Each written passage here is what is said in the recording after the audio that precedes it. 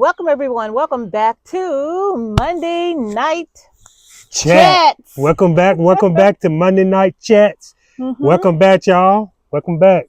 Listen, it is a beautiful, beautiful evening outside, and we said, why not do Monday Night Chats sitting outside on the back porch? So that's where we are. That's what we're doing.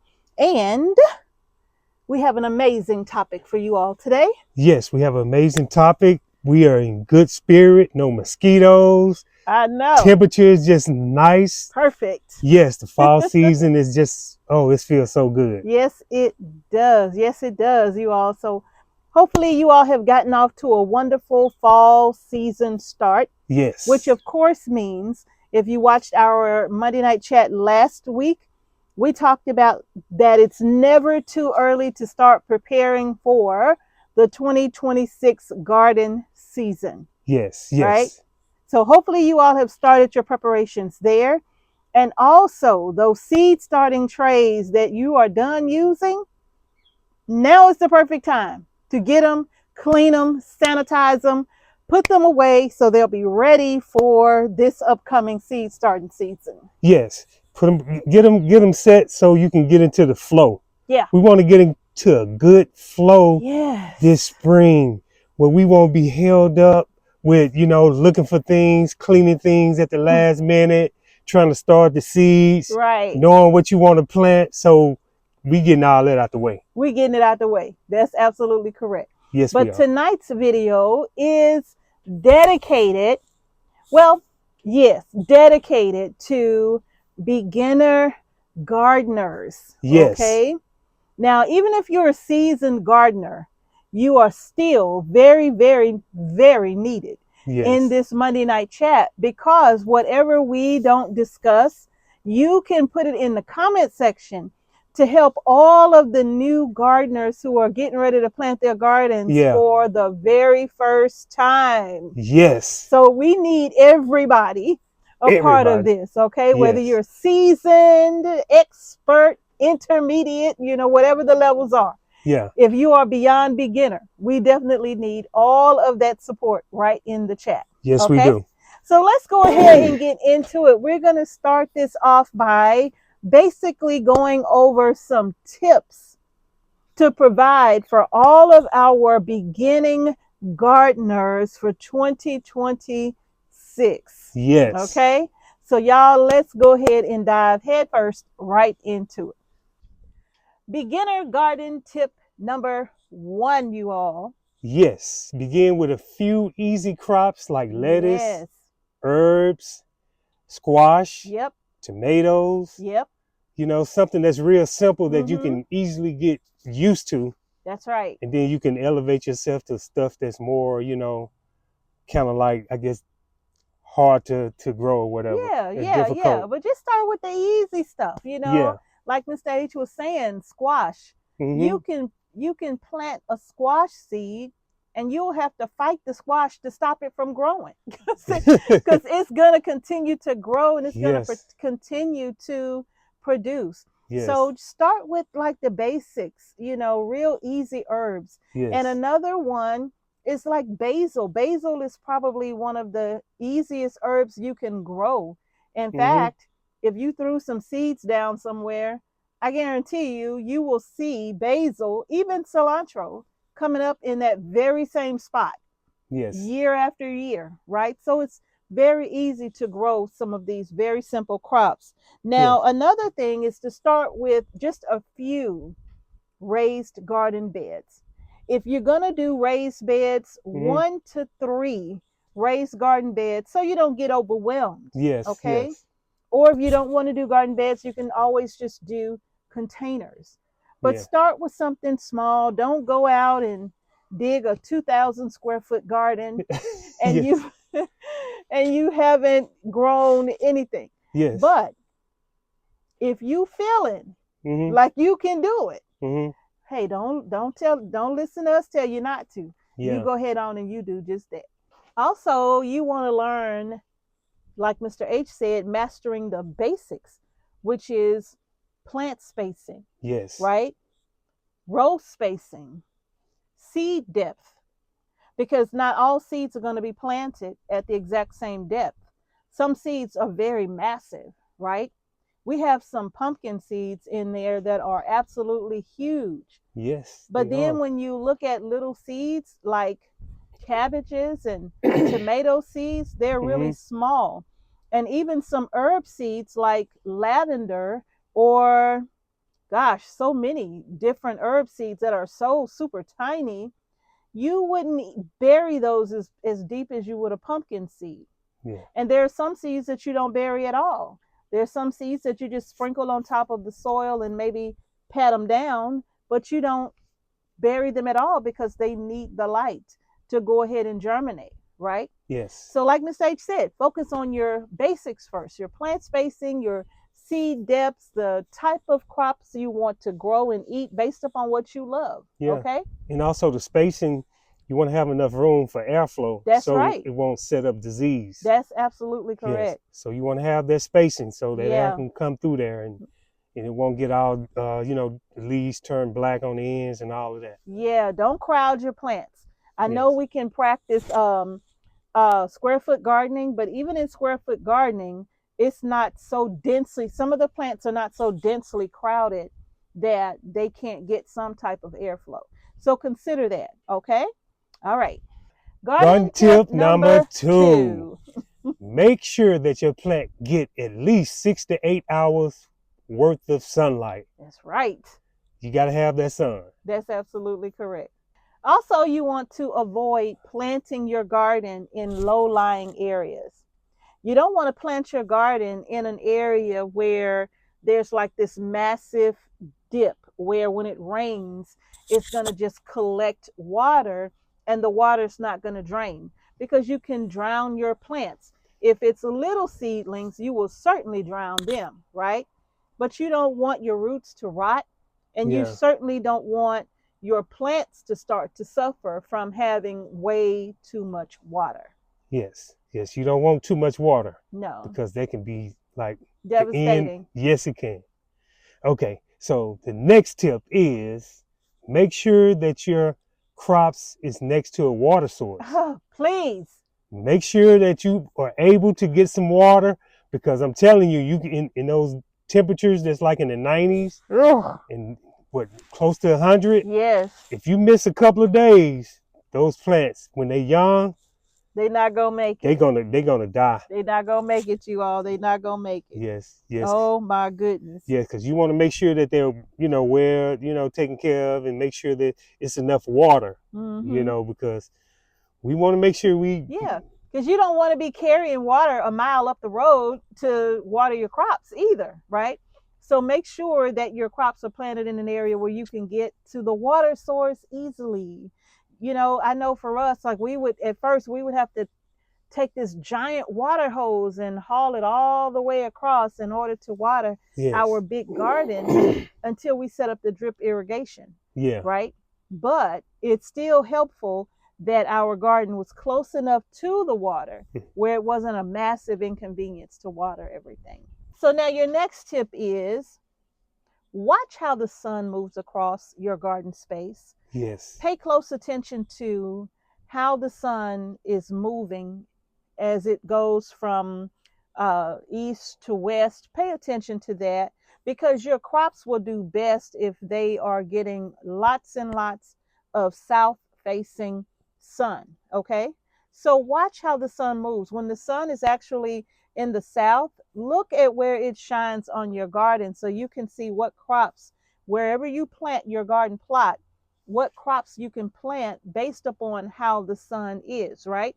Because you don't want to face your garden in a direction where your tomatoes may be growing 5, 6, 7 feet tall. And then behind the tomatoes, you got these little pepper plants and they're being shaded out completely by a long, massive tomato plant that's just not going to allow the sun to get through to the little pepper plants, right? Yeah. So watch how the sun moves and plant your garden accordingly. Yes. And also, the first thing that we look at is trees, shading the crops out. Yep. Sometimes if you live in an area, it could be a building. It could be a building. To where how the sun moves, it's going to be like shading half of your yard because the building is a little tall. Yep. So you want to watch that sun and see where most of that sunlight is concentrated at. Absolutely correct. And that's where you want to put all your crops. That's right. Remember, he said you want your garden to get 6 to 8 hours of sun each day. Yes. Beginner gardening tip number 3, right? Know your zone. Know your grow zone. Yes. You can look it up. You can Google it. Yeah. Here in Georgia, we at zone 8. Yes, we're so zone 8. Whatever state you in, just make sure you know your zone. Yep. That's gonna give you your more like your garden calendar on when to go ahead and put those crops in the ground. That's right. Because you could be down like south in Florida. I think that's zone 9. Yeah. You know, they got plenty of warm weather, so they can grow longer than zone 8. That's right. And then you move all the way up towards the northeast and Canada. It gets colder and colder. Those zones start going down, right? Yeah, zone 3, zone 4. So you definitely want to know your hardiness zone. Like Mr. H said, we're zone 8. And you don't plant all of your microphone, sorry. You don't plant all of your crops at the same time, right? Some things get planted a lot earlier than others, right? Like for us, the first thing that's about to go in here in zone 8 for 2026 are these beautiful strawberry plants that you see on the table. Yes. And then our garlic is about to go in as well. Yes. So there are some crops that you can plant at different times, but it's very important for you to know your zone. Know your zone. It's very important. It's for the survival of the crops.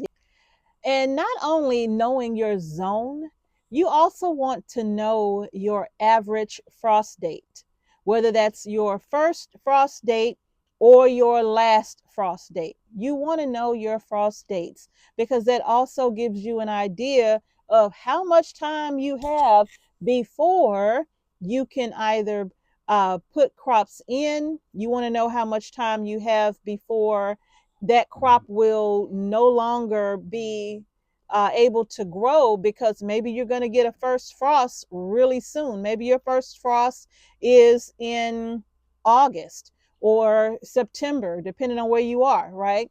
So you want to make sure that you know your first and last frost dates, and that way you can plant and plan your garden accordingly. Yes. Okay. For the last couple of years, the frost dates been a little tricky. They have been. Because we'll think it's the last frost, and a couple of weeks later, another frost just pop up. And I mean, everybody put their crops in the ground one year, and lost it all. We lost a lot of crops. Peach trees, buds, everything fell off. Everything was dead. We had no peaches in Georgia that year. Yeah. Very small amount of peaches. In fact, our average last frost date here in our zone is in March, right? But we had a frost to come through mid-April. Yes. And it devastated the crops. So not only does it help to know your frost date, but you got to keep an eye on the weather. Yes, you do. So it's kind of tricky, but hey, we got to do the best we can, right? That's right. We got to do the best we can. Garden tip number 4. You have to work on improving your soil. Yes, you do. You have to. We got to work on it. We got to make sure it's strong and tough enough and rich enough, whatever it got to be. So what we're going to do, we're going to make sure we add compost and manure to make sure that it's ready for the plants to feed off of. That's right. Any kind of organic matter, you want to add that into your soil to get the soil beds ready for growing, right? And even if you wanted to have your soil tested, you can do that. Now, you can get a soil test kit from pretty much anywhere nowadays, from your local extension office. You can have your soil sample sent there. You can even order one from Amazon, right? Test kits are everywhere. So if you wanted to have your soil tested, that's a great idea. Yes. Have your soil tested. And then if it need a little something, then so what always works is, compost, manure, and you got a lot more things you can add to it. Yeah. worm castings, leaf mulch, right? All of those things break down and help to feed the soil. So just make sure that you're adding some rich organic matter into the soil. And one thing I always tell Mr. H is, please don't walk in our garden beds. Yes. You don't want to walk in the garden bed for more than one reason. Right. Say, for instance, if you go out into like the city, you don't know what you're going to be stepping on. Right. So you can bring that back to your garden soil, right, and contaminate it, because that you would don't be know horrible. what's on the bottom of your boots. That's true. Because you could be at the gas station stepping in oil and gas and all of that, and then come back and walk in your garden. That is not a good idea. Yeah. Right? And also you can compact the soil down. You don't want to do that. You want to keep the soil nice and fluffy. You've worked so hard to enrich the soil. Yes. When you walking on it, you're just compacting the soil. So avoid walking in your garden beds. If they're raised beds, don't step over in them, and try your best to walk around to work the soil. Because the soil has to be aerated. Yes. For the root system, when it rains, the water go through, the soil, and it, brings down the nutrients that you feed it from on top, and the roots get all of that, and boom, that's comes all the way through the leaves and the fruit. You want a nutrient dense soil. I always feel like something crawling on me, y'all, but you want a nutrient dense soil. Yes. All right, so before we continue with our next tip for our new beginning gardeners, we're going to take a moment to give a shout out to the sponsor of today's video, which is our awesome sponsor, Azure. Come on, bugs. Azure Standard. You finally got it out. Azure Standard, y'all. Azure Standard. You all know that we recommend Azure to you all quite often. We buy a lot of our goods in bulk from Azure Standard, especially things like our wheat and our household cleaning our household cleaning products and other things, that we love to get from Azure. We always choose to buy in bulk, right? Yes, we do. We get our beans from them. They have so many options, your rice, your soaps, your produce, even if you're not going to be gardening this season and you needed to get produce to put away, you can buy your produce in bulk, your onions, your bell pepper. They have celery. You can even buy fruit, peaches, pears, cherries. You name it, you can get so much from Azure. And if you're new to Azure, you can use our code Homestead Heart 15. Yes. And shop with Azure, and that will save you 15% on your first order of $100 or more. But even if you're not new to Azure, you can still use our link to shop Azure Standard, and that's going to be found down below. And that lets Azure Standard know that Homestead Heart sent you. Okay? All right, y'all, let's get right on back to these tips on how we can make it easy for our new beginning gardeners to grow their own groceries. Yes. Okay. Tip number 5. Tip number 5, you want to water deeply. You want to make sure that you get that water down in the soil. You want to make sure that it's soaking in there. That's right.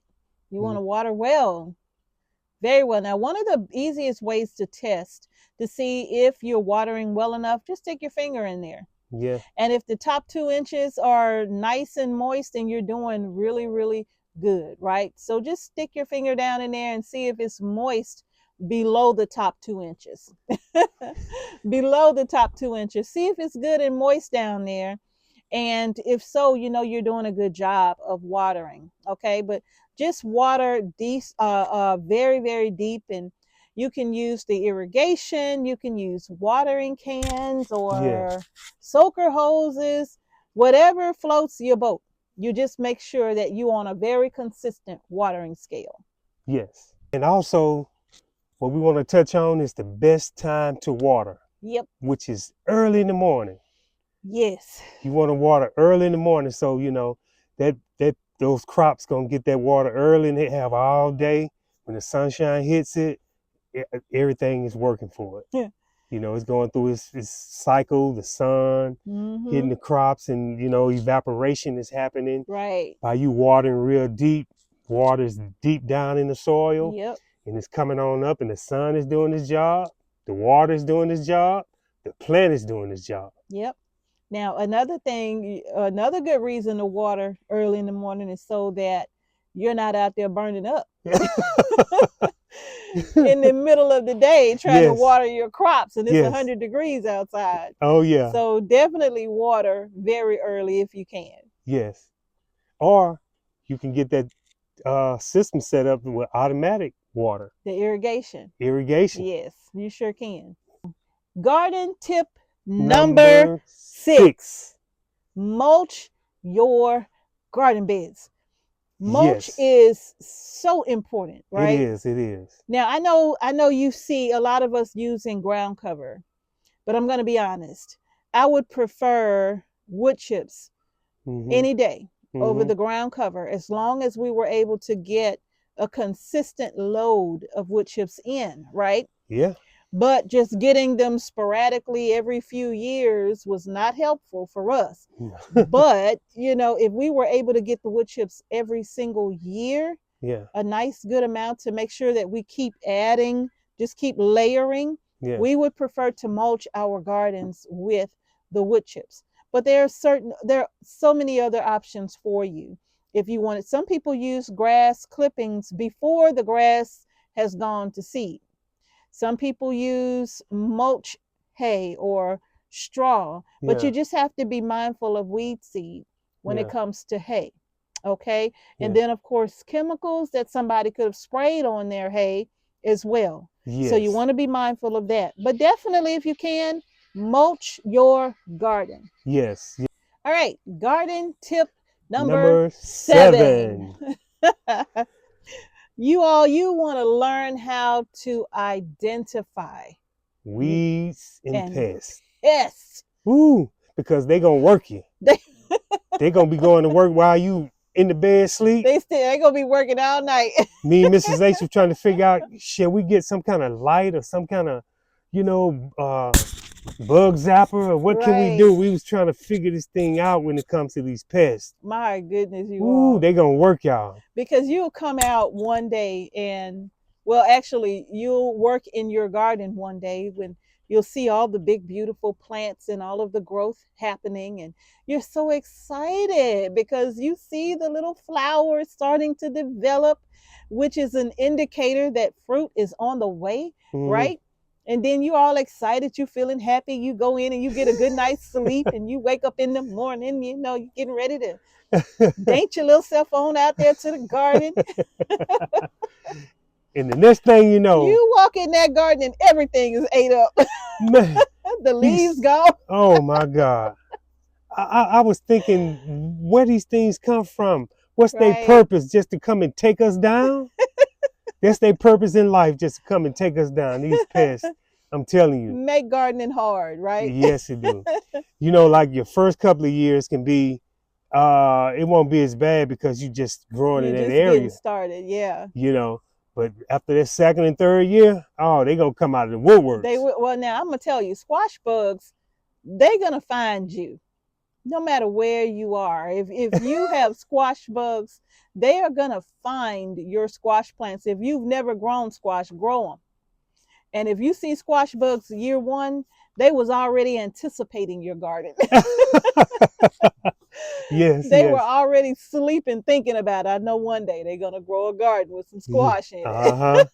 And they always find a way. And those army worms, whatever them. Yes, army worm. Look, there's so many pests you're going to find that are just going to miraculously appear in your garden. Yes. You're going to have possible issues with tomato hornworms. Those things will destroy your tomato plant overnight. Man. You can probably run into cucumber beetles, flea beetles. I mean, you can run into so many pests in your garden, and you will find out about pests that you never even knew existed, right? I know. So like you may be thinking about a squash bug, and you may think that a squash bug and a vine borer are the exact same thing, but they're not. but they will do the exact same job. Yeah. And that is destroy your beautiful squash plants. Yeah. But one of the ways that you can combat that is make sure that you're planting in your garden plants that will bring in those beneficial insects that don't mind eating the insects that are taking out your garden. Yes. You can even consider a bat house for certain pests, because bats, they love insects. They love tomato hornworms, right? And remember, they're nocturnal, so they can see very well at night. Okay. So you can consider that as well. Yes, because I'm telling you, and then not to mention those weeds. The weeds too. Ooh, those weeds. Yes. You can weed one day and think everything is good. You come back two or 3 days later, weeds is just popping up. It is tall. Oh my God. And don't let it rain. If it rains, you really will see the weeds just again magically appear. There they are. Yeah. As big as your tomato plants, you know. Yeah. But also, if you plant pollinator-friendly flowers and things like that, oh my goodness, you can bring in ladybugs and praying mantis and all of those. Those things really help. Those insects help the garden. So you can bring those in.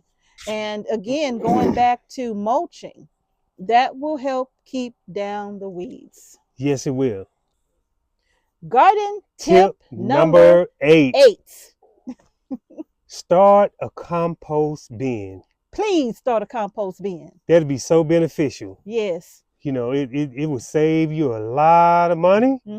And also you can know that what you got is not contaminated with any kind of chemicals. Exactly. Yes. Because I know that a lot of us, the last few seasons, we were talking about in the chat how we were buying bags of compost. Some of you were buying different brands, and you were saying the issues that you had with purchasing compost in bags, how it was just, some of it was full of fire ants, some of it was mostly wood, some of it had very little compost at all, right? It was just a bunch of wood chips, a bunch of sticks, right? Yes. And so we all had, and somebody else said they had some kind of infestation in the bag. They didn't know what kind of pest it was, but when they dumped it out, all of these bugs just went everywhere, just a bunch of little creepy crawly bugs. It was like thousands of them. Man. So you have to think about making your own compost bin. Yes. If you have chickens, they are fantastic at composting, okay? Yes. But if you don't, you can make your own. Mr. H and I are going to make a compost bin, and we're going to show you how. And we've never really made compost bins here because we've just allowed our chickens to do all of the work for us. Yes. We put garden scraps and wood chips and all of that inside of our chicken houses. And we only harvest the compost once a year. And that's in the spring. Yeah. That's it. So by the time that year rolls around, if we do have wood chips sitting directly on top because we're coming out of the winter, we just rake it to the side and we take out what's underneath. And what's underneath, it doesn't smell like chicken poop. It's beautiful, right? Compost should be beautiful, black, earthy, right? Yes. It should, come on now. What is wrong with you? It should be earthy. It shouldn't have a stank to it. Yes, yes. If you will. Yes, yes. In compost, knowing, that you can go, if you don't have chickens, but you know anybody that have chickens or anybody that have cows, I'm pretty sure they'll be glad to give you some compost. Manure. Yes, manure. They'll be glad to let you come get some if you can deal with it. And compost bins are pretty easy. I mean, it's just going to be a mixture of carbon and nitrogen and whatnot. You're just literally layering. That's it. You got leaves and kitchen scraps or coffee grounds and things of that nature. You can use grass clippings and all of that. Yeah. All of those things are great for composting bin. And not only that, they will help to bring earthworms up from the ground, and they will also help to compost that pile as well. And you only need to just turn it every 2 to 3 weeks or so. It's not something you have to babysit. Yeah. But you do need to tend to it, okay? But we're going to walk you through the steps of building a compost bin so you'll see how easy it is. And actually, we're not going to build a small one. We're going to make a nice big giant compost bin. Yeah, you know, compost bin that'll mean something when we get ready to use it. You know, we have our own compost instead of spending so much money on it. You know we can do it ourselves. That's right, you all. Okay. Garden tip number 9. You want to keep a garden journal. Yes, you do. How many times do you hear me say that? I say that over and over and over and over and over and over and over and over again. In fact, we make garden journals available in our little spring t-shirt shop somewhere down below. We have garden journals that we create just for you. So keep a garden journal. You want to take note of everything in the garden, starting with what you plant. Yes. And where you planted it. Where you planted it, there's right? Been so many times we say, oh, what is this plant? What is this? Until they end up growing up. We got another mystery garden. Oh, I thought this was squash. I thought this was type of tomato. But it may seem like it's not important, but a garden journal is very important. It is, because it allows you to document the journey of what you're doing to help you improve on the next growing season. Yes. So you'll be able to keep track of what crops grew best for you, where you planted them, how often you watered them, the pest issues you had, how you resolve those pest issues, right? Yes. It helps you to think about what you will do different the upcoming growing season. So you definitely want to keep a garden journal. Yes, and you also can take notes on how the weather was. That's right. You know, the date, how the weather was on the 8th, 14th, 15th. Yeah, you know, of let's just say it was of March or something like that. Did it get too, was it a frost that came all of a sudden? Yeah. And what did you have to do to protect your crops? Were you successful? Yes or no? And what would you do different? Yes. So that's a very, very good point. Yes. Keep up with the weather. How much rain did you get that week, right? Or that month, or that garden season? You want to keep up with those things because it helps you to prepare for the year ahead. Yes. So get a garden journal. Yeah. So you see, okay, what was the harvest like? Like you said, did we get a big harvest, small harvest? How did it work for you? Could you time it a little bit different where you can get better results? Do you need 40 tomato plants? Yeah. Yeah. Can you scale it back to 30? Can you scale it back to 20? Right? Yeah. So you just want to take notes, because that way you can make a decision on what you're going to do the next time. And finally, you all, garden tip number 10. We made it to 10. Yes, we did. Now listen, after all of those top 9 tips that we just gave you, this is the most important of all 10. Yes, it is. Yes, indeed it is. Be patient and enjoy the process. Sit back, relax, be patient, like Mr. H said, and enjoy the process. Yes. That's all you got to do, right? Listen, you've worked so hard for this. Mm-hmm. So when you see the first flowers coming on and you see that itty bitty green tomato sticking out the backside of that flower, get excited about that. Take pictures of your journey. Yeah. Let the garden be a place where you want to relax. Yeah. Relax. You want to sit and relax, put yourself some little chairs and a little table with some beautiful color and flowers everywhere, and just sit out there with yourself a cup of tea or a cup of coffee early in the morning. Relax and look around at that beautiful, beautiful garden that you have just created for yourself. Yes, right? And also enjoy the fruits of your labor. That's right. That's right. Yes. Make the garden fun. Make it fun. You've planted some beautiful crops out there, some things. And, of course, you're planting for necessity, but you also want to plant because you want it to be a nice place where you can come and unwind and leave the world behind, right? And not think about what's happening all over the world. You just want a place of peace. Yes. Okay? So sit back and enjoy your garden. Sit back and relax and just enjoy the new scene that you created yourself with your hands. Yep. And don't worry about the craziness. Whatever you hear, you can just be in your own space. Yep, that's absolutely correct, y'all. Yeah. So that's it. That's our top 10 gardening tips for all of our new gardeners. Okay, you all? So that's going to do it for this video. And if you like the video, give it a thumbs up. And don't forget to subscribe to our channel and hit the notification bell so you don't miss any videos that we upload to our channel. Thank y'all for joining us on Monday Night Chat. Thank y'all so much for joining us on Monday Night Chats. Peace and blessings. Peace and blessings. And we will see y'all in the next video. Peace.